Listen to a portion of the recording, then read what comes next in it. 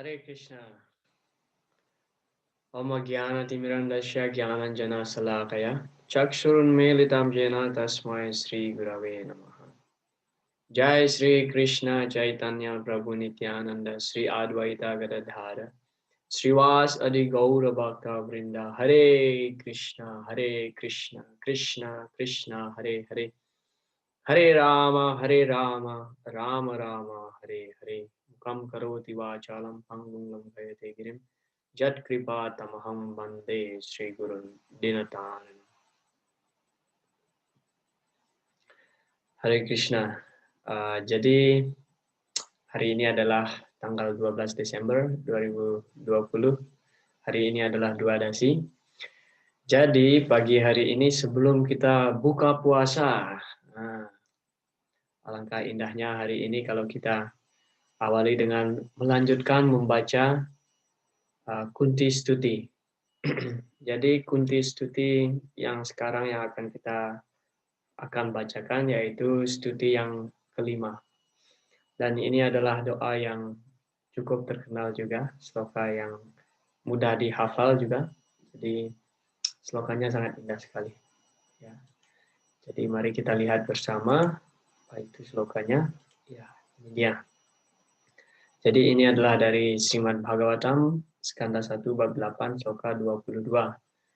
Jadi doanya berbunyi, Nama Pankajana Bhaya, Nama Pankaja Maline, Nama Pankaja Netraya, Namaste Pankajanggraye. Jadi di sloka sebelumnya, Ibu Kunti berdoa kepada Sri Krishna, yaitu beliau menghaturkan sembah sujud beliau kepada Sri Krishna. Jadi sloka sebelumnya mendeskripsikan tentang bagaimana Ibu Kunti menghaturkan sembah sujud kepada Sri Krishna secara general, artinya secara umum, hanya kepada Krishna.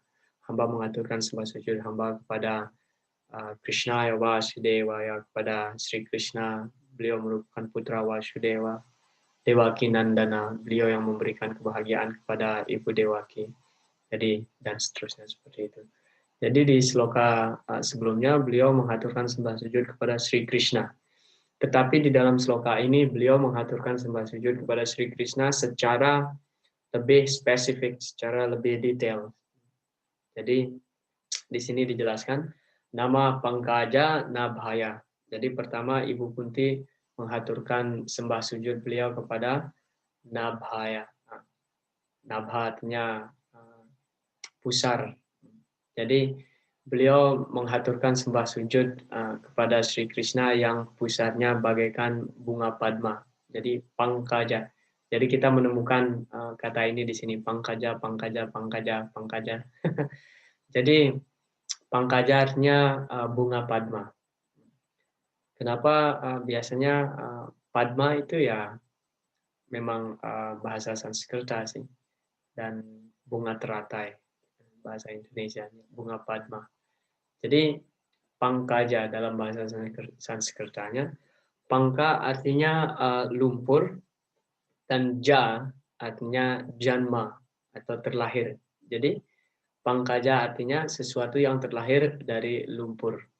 Dan apa itu? Yaitu bunga padma, bunga teratai.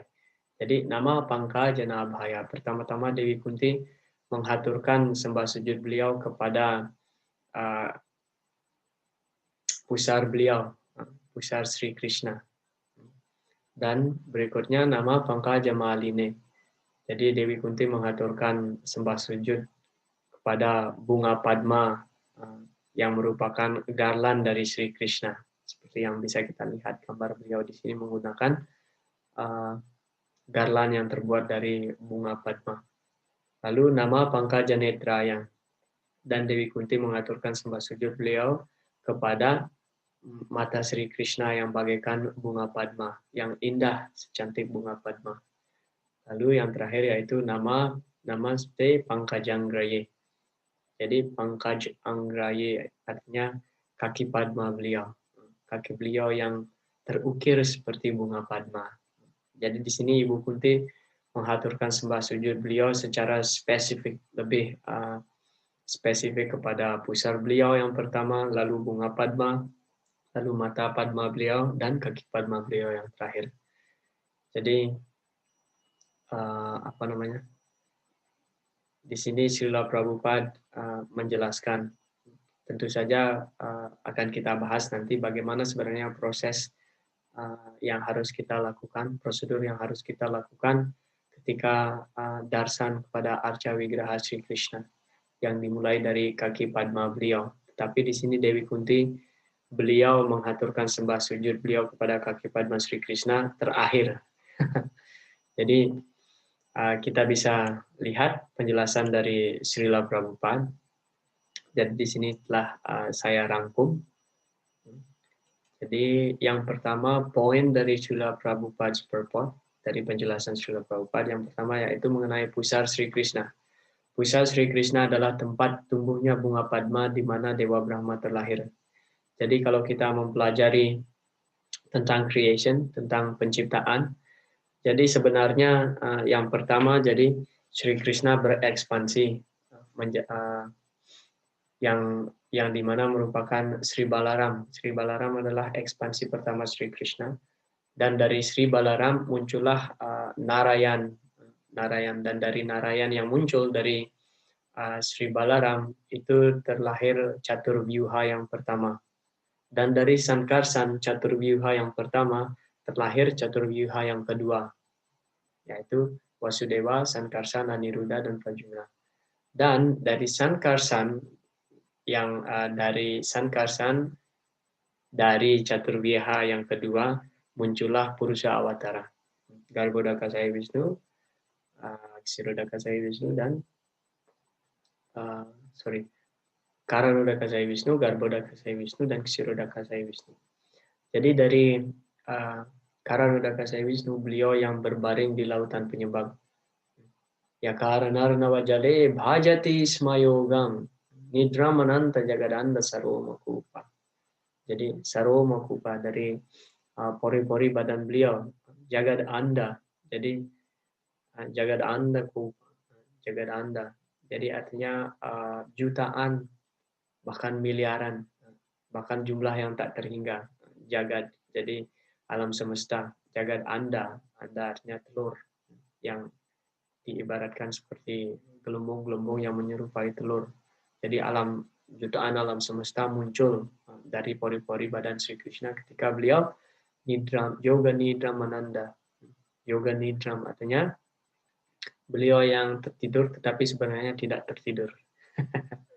Jadi ini adalah kehebatan Sri Krishna. Kalau kita tertidur, kita lupa akan segala sesuatu. Tapi kalau beliau tertidur, beliau tetap melakukan sesuatu. Nah, dari gelembung alam semesta yang tercipta ini, jadi beliau berekspansi menjadi Garbhodaka Saya Wisnu. Jadi beliau masuk ke dalam setiap alam semesta ini. Dan dari keringat beliau,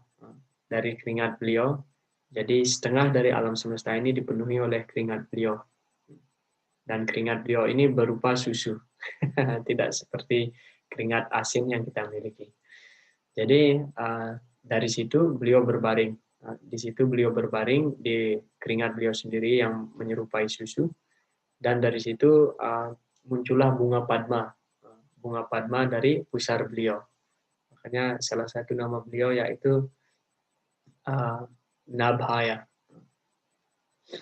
Jadi Padmanabha artinya beliau yang dimana sebuah bunga Padma dari pusar beliau tumbuh. Nah, dari bunga Padma ini Dewa Brahma terlahir di situ.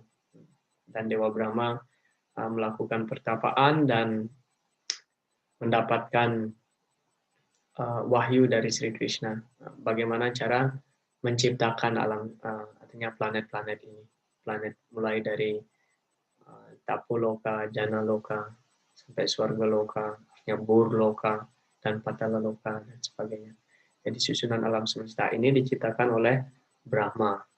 Jadi Brahma merupakan secondary creator, artinya pencipta yang kedua, dan pencipta yang pertama yang menyediakan Mahat Tattva, yaitu Sri Krishna sendiri.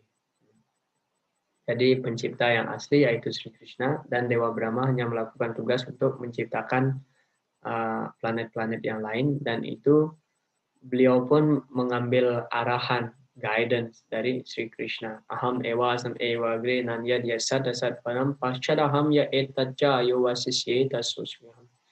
Jadi ada 4 sloka yang disabdakan oleh Sri Krishna kepada Dewa Brahma sebelum penciptaan ini terjadi. Jadi ini adalah Chatusloki Srimad Bhagavatam, dan sloka yang pertama tadi yang saya sebutkan, aham ewa asam ewa gre na anya diatsa dasat param. Sri Krishna menjelaskan bahwa tidak ada sesuatu yang ada, yang eksis selain aku sebelum ciptaan. Jadi pada awalnya hanya ada Krishna, aham ewa asam ewa gre na anya diatsa dasat param paschadaham yat etaja. Dan ketika penciptaan terjadi, di tengah-tengah penciptaan, beliaulah yang memelihara. Yo wasisyeta susmiham, dan ketika peleburan terjadi, jadi hanya beliau yang tersisa. Jadi Sri Krishna adalah awal, pertengahan, dan akhir. Itu yang dijelaskan oleh Sri Krishna kepada Dewa Brahma. Dan setelah penciptaan terjadi, jadi melalui tenaga beliau, Sri Krishna, jadi Sri Krishna memasukkan semua makhluk hidup yang tertidur di dalam badan Mahavishnu ke alam material, ke ciptaan alam material. Dan ketika sang jiwa, jadi melalui penglihatan beliau, sebenarnya dijelaskan dalam Srimad Bhagavatam, melalui penglihatan beliau mentransfer sang jiwa yang tertidur di dalam badan Mahavishnu ke dalam alam material, alam dunia material ini. Dan ketika jiwa mengambil badan atau wujud material, jadi di situ beliau mengekspansikan diri beliau kembali menjadi Kshirodakasaya Wisnu atau Paramatma, dan beliau menemani semua makhluk hidup. Jadi Iswara Sarva Bhutanam Haridese Arjuna Tishtati. Jadi Krishna menjelaskan pada Arjuna, Ishwara Sarva Bhutanam Hridesi. Jadi beliau bersemayam di dalam hati semua makhluk hidup. Ramayan Sarva Bhutani Jantra Rudani Maya. Jadi badan ini adalah jantra atau ibaratnya mesin. Jantra Rudani Maya, ya, dan mesin. Jadi kita sekarang seperti berada di dalam mobil. Jadi Sri Krishna yang menemani kita di dalam mobil itu, di dalam kereta. Jadi badan material ini adalah diibaratkan seperti mesin. Jantra Rudani Maya. Jadi itu yang pertama. Jadi di sini juga di dalam buku beliau, Srila Prabhupada, di dalam buku beliau yang berjudul Teaching of Queen Kunti atau Ajaran dari Ibu Kunti, beliau menjelaskan mengapa di sini bunga Padma yang begitu ditekankan oleh Dewi Kunti. Alasannya yaitu karena Sri Krishna begitu menyukai bunga Padma. Makanya di mana-mana kita bisa menemukan deskripsi beliau, wajah Padma. Kita katakan wajah Padma, mata Padma, bibir Padma, kaki Padma, ya. Dan ini adalah vision atau penglihatan dari Ibu Kunti ketika Prabhupada menjelaskan kalau penyembah melihat bunga Padma, secara langsung kita akan mengingat Sri Krishna. Jadi itu adalah penjelasan Srila Prabhupada dalam buku beliau. Jadi itu yang pertama, poin yang pertama yaitu Dewa Brahma yang terlahir di pusar Padma Sri Krishna. Nama Pangkaja Nabhaya. Dan yang kedua, poin yang Srila Prabhupada sebutkan yaitu pentingnya pemujaan Arca Wigraha. Kok Arca Wigraha sih di sini? Salah ketik ini. Pentingnya pemujaan Arca Wigraha untuk para sadaka. Jadi memuja arca, Srila Prabhupada jelaskan ini sebenarnya hanya untuk orang yang masih dalam tahapan sadaka. Sadaka artinya kita yang melakukan sadhana bhakti, disebut sadaka. Jadi memuja arca karena kita tidak bisa melihat Sri Krishna dengan mata material kita secara langsung. Jadi beliau secara murah hati, dengan murah hati memanifestasikan memanifestasikan diri beliau dalam bentuk Arca Wigraha. Dan ini sebenarnya tidak berbeda dengan Sri Krishna. Jadi Arca Wigraha tidak berbeda dengan Sri Krishna. Jadi ada perbedaan antara patung biasa dengan Arca Wigraha. Jadi patung biasa ya hanya sekedar patung. Tetapi Arca Wigraha, karena sebelum kita memuja arca tersebut, kita mengundang beliau untuk hadir. Kita mengundang beliau untuk hadir di dalam arca tersebut. Jadi ada proses upacaranya, ada yagya yang kita lakukan untuk dalam acara instalasi arca. Jadi instalasi arca artinya kita mengundang beliau untuk berstana di dalam arca tersebut. Dan arca tersebut tidak berbeda dengan Sri Krishna. Dan dengan cara seperti ini kita bisa melihat bagaimana wujud Sri Krishna. Kita bisa mendekorasi Sri Krishna, menghiasi beliau. Jadi dengan cara seperti ini kita bisa berinteraksi dengan Sri Krishna. Ya, kita memandikan Sri Krishna, jadi seperti itu. Kita bisa melihat wajah Sri Krishna yang begitu tampan. Yasya nanam makara kundala charu karna brajat kapola subagam savila sahasam nityot savam nata tripur drisibi bibantyo naryo naras camudita kupita nimescha. Jadi ini adalah sloka yang disabdakan oleh Sukadeva Goswami dalam skanda 9 sebelum beliau memasuki skanda 10. Jadi ini adalah bab terakhir dari skanda 9 di sloka 48 kalau tidak salah. Jadi beliau mengatakan bahwa Yasyananam makara kundala charu karna brajat kapola subagam. Jadi wajah Sri Krishna itu begitu menarik sekali, begitu bersinar. Wajah Padma beliau begitu bersinar, menarik sekali. Brajat kapola subagam. Dan melihat wajah Sri Krishna itu subagam, sangat mujur sekali. Nityot sawam, nitya utsawam. Artinya ketika kita melakukan darsan pada Sri Krishna. Jadi itu bagaikan perayaan festival.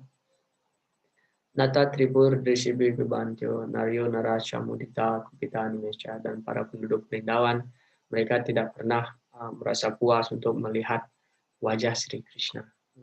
Kupita Nimesha, dan ketika mereka mengedipkan mata mereka, mereka begitu marah dan mereka mengutuk Dewa Brahma. Karena ketika Krishna berada di depan mata mereka, jadi mata ini berkedip. Jadi mereka menyalahkan Dewa Brahma. Mengapa engkau menciptakan mata ini begitu tidak sempurnanya? Ketika Krishna berada di depan kami, jadi mata ini berkedip. Jadi itulah mood para Naryo Narasya. Jadi para Gopa dan Gopi di Vrindavan. Jadi Arca Wigraha begitu penting sekali, pemujaan Arca. Jadi Rupa Goswami juga menjelaskan dalam Bhakti Rasamrita Sindhu di antara 64 proses pelayanan bakti ada 5 yang paling potent, ada 5 yang paling manjur, dan salah satunya yaitu Murtira Sradhaya Seva atau melayani murti Arca Wigraha dengan sradha, dengan penuh keyakinan.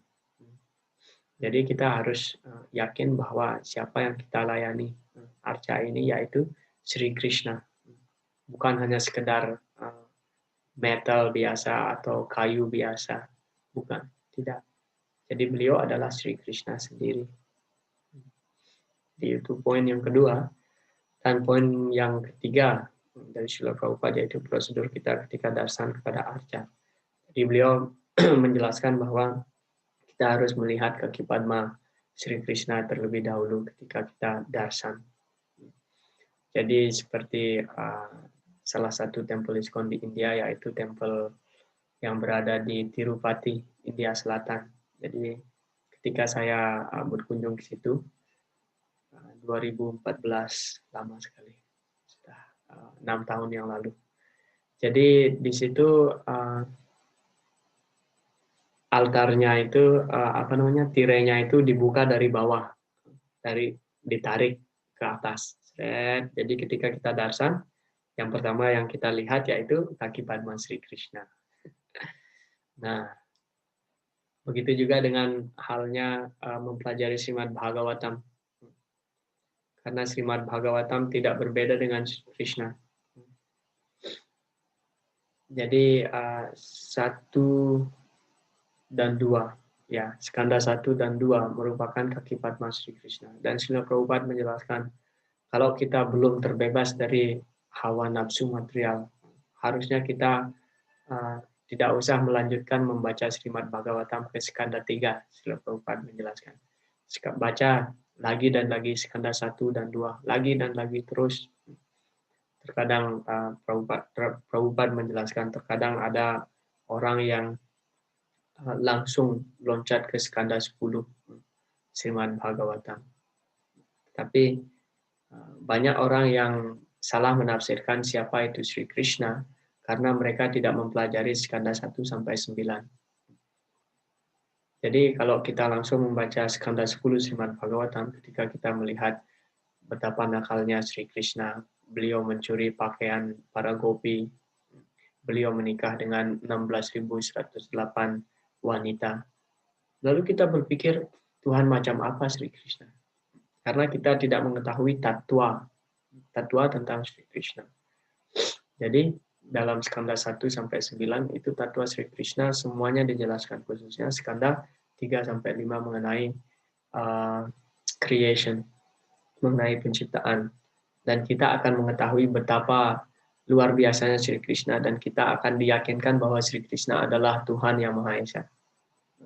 Jadi kalau kita sudah memahami tatwa tentang Krishna, dan ketika kita membaca Srimad Bhagavatam skanda 10, jadi kita tidak ragu lagi, oke, beliau adalah Tuhan dan beliau boleh melakukan apa saja.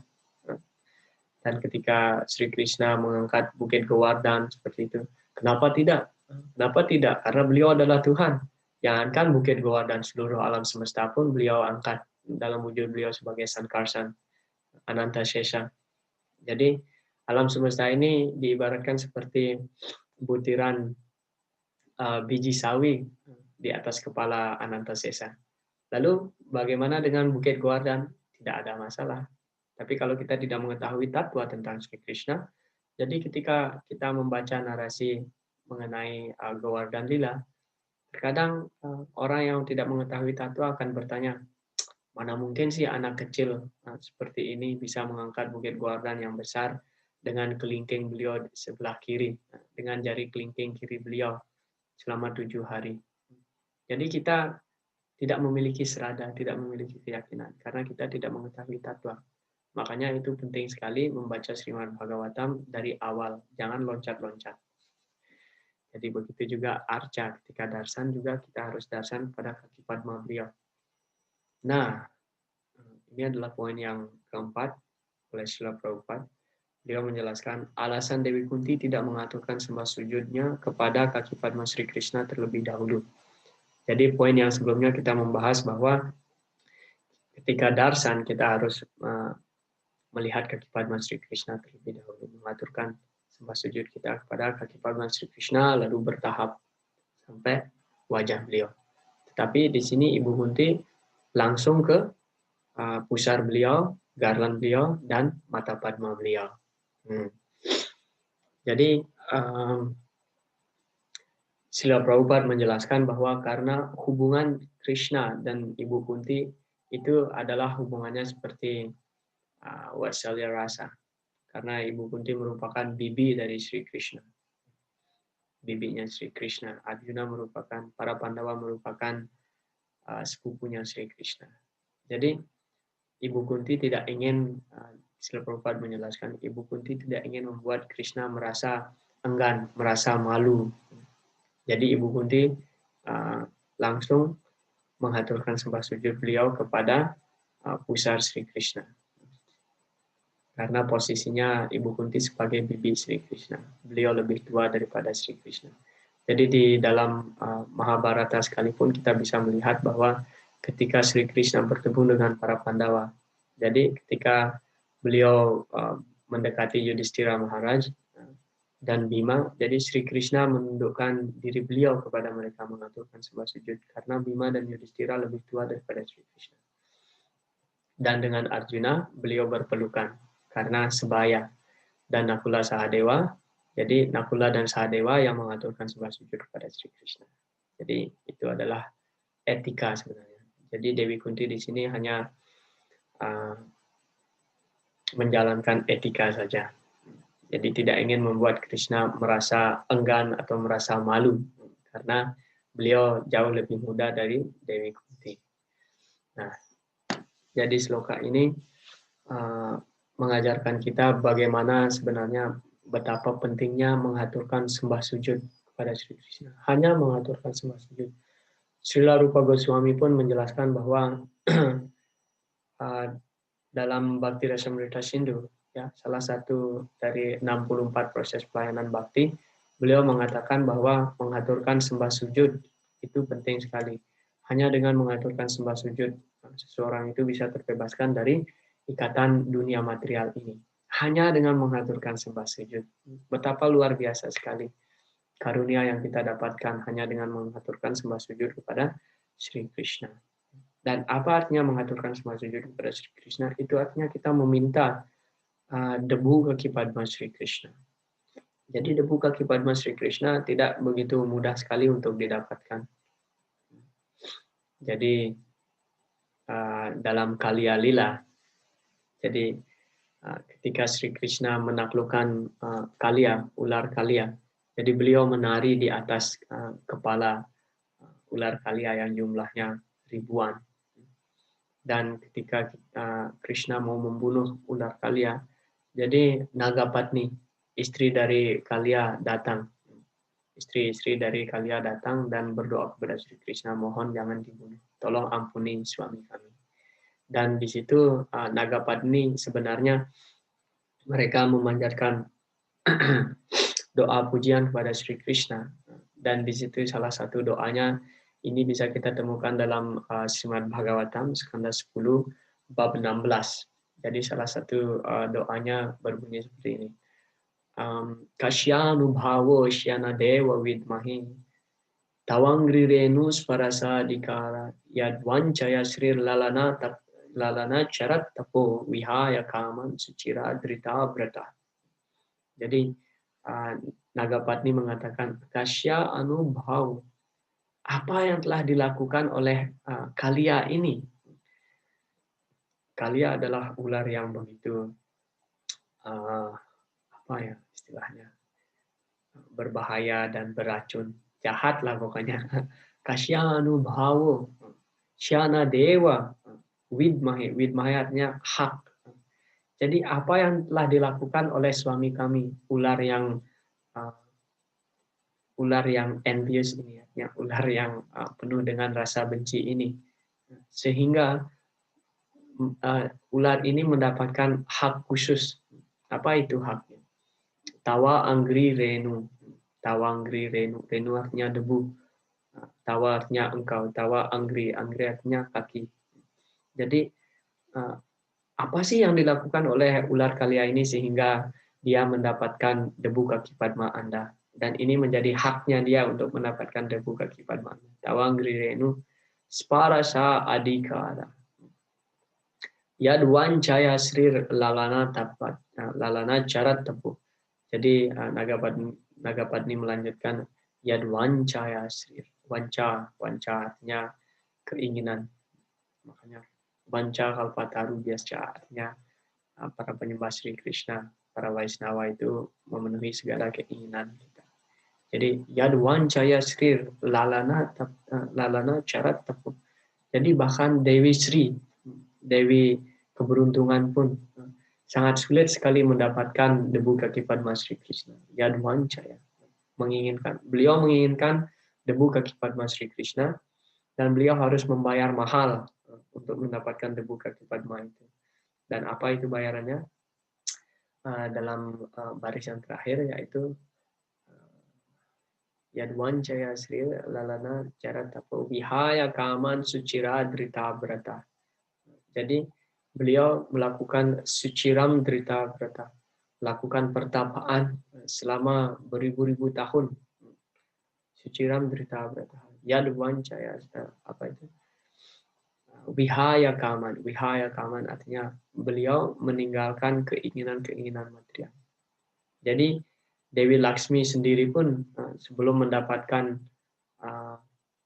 privilege atau hak khusus untuk memijat kaki Padma Sri Krishna, beliau melakukan pertapaan selama beribu-ribu tahun, dan tidak hanya melakukan pertapaan yang keras, tetapi beliau juga bersumpah untuk meninggalkan semua keinginan material. Jadi di sini kita bisa mempelajari bahwa untuk mendapatkan kaki Padma Sri Krishna, kita harus berusaha dengan keras, dan yang paling utama yaitu meninggalkan keinginan material kita. Baru kita bisa mendapatkan debu kaki Padma Sri Krishna. Nah, tetapi di sini Kalia tidak melakukan apa-apa, tapi beliau mendapatkan debu kaki Padma Sri Krishna. Jadi para acarya menjelaskan, Sri Wiswana Cakrawati Thakur menjelaskan, itu karena Kalia hanya bergaul dan mengambil perlindungan dari Yamuna Dewi. Jadi beliau bersemayam di dalam Yamuna Dewi, berlindung dalam sungai Yamuna. Nah, beliau takut dengan Garuda. Jadi beliau bersembunyi di bawah air sungai Yamuna. Jadi Sri Laksana Cakrawati Thakur menjelaskan bahwa karena beliau bergaul dengan penyembah murni, bergaul walaupun tidak sebenarnya bergaul sih, hanya berlindung saja. Karena kedekatan beliau dengan Yamuna Dewi, dan Yamuna begitu dicintai oleh Sri Krishna, makanya Sri Krishna memberikan debu kaki Padma beliau kepada Kalia. Jadi dalam Chaitanya Charitamrita juga kita bisa melihat cerita dari Amoga. Amoga ini adalah anak menantu dari Sarvabhauma Bhattacharya. Jadi Amoga memiliki sifat yang buruk sekali. Jadi beliau selalu mengejek Sri Chaitanya Mahaprabhu karena Chaitanya Mahaprabhu selalu makan persad yang banyak. Jadi pada saat itu karena beliau melakukan aparat kepada Sri Chaitanya Mahaprabhu, jadi beliau Amoga ini mendapatkan penyakit leprosy. Jadi beliau hampir mati. Tetapi Sarvabhauma Bhattacharya memberitahu kepada Sri Chaitanya Mahaprabhu bahwa Amoga, anak menantunya, mendapatkan penyakit seperti ini. Walaupun Sarvabhauma Bhattacharya membenci menantunya sebenarnya karena sifat buruk dari Amoga.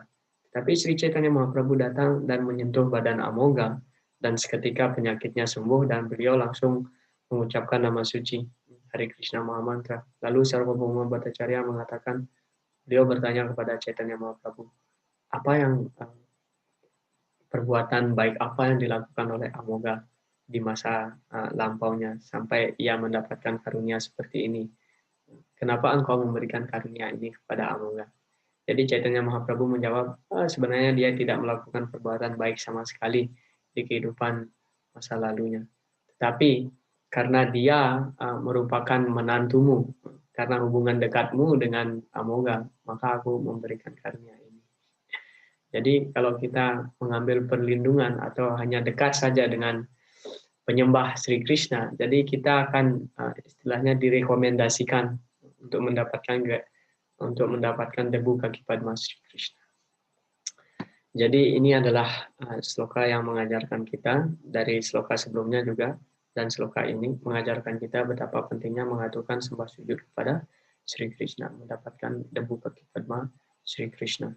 Jadi banyak sekali sloka-sloka dan cerita-cerita di mana kita bisa menemukan betapa pentingnya mengaturkan sembah sujud kepada Sri Krishna. Seperti Gajendra pun, Gajendra dalam skanda 8 Srimad Bhagavatam, beliau berdoa, Madrik Prapanna Pasupa Savimoksanaya Muktaya Bhuri Karunaya Namo Lalaya Swangshena Sarvatanubrin Manasi Pratita Pratyagdise Bhagavate Prihate Namaste. Jadi beliau mengaturkan Namaste, sembah sujud beliau. Madrik Prapanna Pasupa Savimoksanaya. Gajendra mengatakan bahwa, oh Tuanku, aku adalah pasu. Hamba ini adalah binatang yang rendah, tapi vimoksanaya, tapi hamba menginginkan pembebasan dari siksaan ini, siksaan karena beliau digigit oleh krokodil, oleh buaya, di dalam air. Jadi beliau melakukan pertarungan di situ dengan buaya ini, tetapi beliau kalah karena beliau berada di dalam air. Prabhupada menjelaskan gajah lebih kuat daripada buaya. Tetapi kalau gajah bertempur di tempat yang salah, jadi buaya ini akan menang. Gajah akan kuat kalau gajah berada di daratan, dan buaya akan kuat kalau buaya berada di dalam air. Dan Gajendra berada di tempat yang salah. Jadi narasi cerita Gajendra ini merupakan ajaran untuk kita semua. Jadi kita berada di dunia material, Gajendra berada di dalam air. Jadi kita berada di dunia material. Seperti kita berada di dunia material, jadi buaya yang menggigit Gajendra ini adalah Maya Dewi. Jadi kita berada di dunia material dan kita digigit oleh Maya. Dan satu-satunya cara untuk membebaskan diri yaitu Swangsena sarva tanubrin manasi pratita pratyagdrise bhagavate brihate namaste. Hanya mengaturkan sembah sujud kepada Sri Krishna. Bhagavate brihate namaste. Brihat artinya besar. Jadi dengan hati kita yang besar, kita harus mengaturkan sembah sujud kepada Bhagavat Sri Krishna. Jadi Gajendra langsung mengambil bunga Padma di dalam air itu dan mengaturkan kepada Sri Krishna. Ini bunga ini saya persembahkan kepada Anda, saya mengaturkan sembah sujud kepada Anda, mohon bebaskan saya, wimoksanaya. Begitu juga dengan kita. Kita berada di dunia material, kita berada dalam pengaruh maya yang kuat, jalan satu-satunya untuk keluar yaitu hanya lakukan apa yang kita bisa, pelayanan bakti dan haturkan sembah sujud kita. Patram puspam palamto, yang patram puspam, persembahkan daun tulasi, persembahkan bunga. Man mana bhawa mad bhakto madyaji mam namaskuru. Namaskuru. Krishna mengatakan dalam Srimad Bhagavad Gita, namaskuru, bersembah sujudlah kepadaku. Krishna mengatakan. Jadi mengaturkan sembah sujud sangat penting sekali. Dan ini adalah salah satu cara bagaimana kita bisa terbebaskan. Makanya Krishnadas Kaviraj Goswami dalam Chaitanya Charitamrita Madhya Lila, beliau juga mengaturkan sembah sujud kepada Sri Chaitanya Mahaprabhu. Mande Sri Krishna Chaitanya Devam Tam Karunarnavam Kalau Apyati Dugena Bhaktirena Prakashita. Jadi kalau Apyati Dugena, dalam Kali Yuga ini tidak ada sebenarnya hal-hal yang baik. Semuanya buruk. Kalau dosa nikirajan. Jadi Bande Sri Krishna Chaitanya Devam. Kaviraj Das Goswami mengatakan, hamba mengaturkan sembah sujud hamba kepada Sri Krishna Chaitanya karena beliau telah membukakan pintu di mana kita bisa masuk ke sebuah ruangan dan ruangan itu penuh dengan Bhakti Rena Prakash. Prakash artinya beliau membukakan pintu dan membukakan pintu sebuah gudang, dan gudang itu berisi dengan Bhakti Rena Prakash. Jadi kita bisa masuk ke dalam gudang yang penuh dengan bakti. Dan apa itu? Gudang itu dipenuhi dengan pengucapan Mahamantra Hari Krishna. Jadi mengucapkan Mahamantra Hari Krishna dengan cara seperti ini kita berangsur-angsur menyucikan diri kita dan kita bisa mengembangkan bakti kita kepada Sri Krishna. Jadi ucapkan Mahamantra Hari Krishna, aturkan sembah sujud kepada Sri Krishna. Kembali lagi, man mana bhawa mad bhakto, berpikir tentang Sri Krishna. Mad bhakto, jadilah penyembah Sri Krishna. Madhyaji mam, pujalah Sri Krishna. Namaskuru, dan aturkan sembah sujud kepada Sri Krishna seperti yang Ibu Kunti lakukan di sini. Dan dengan cara seperti itu, kita akan membuat diri kita tidak akan memasuki kandungan ibu yang lain di kehidupan yang mendatang. Kita akan kembali ke dunia rohani. Krishna Loka. Hare Krishna, Krishna Krishna, Hare Hare, Hare Rama, Rama Rama, Hare Hare. Jadi selamat berbuka puasa. Hare Krishna.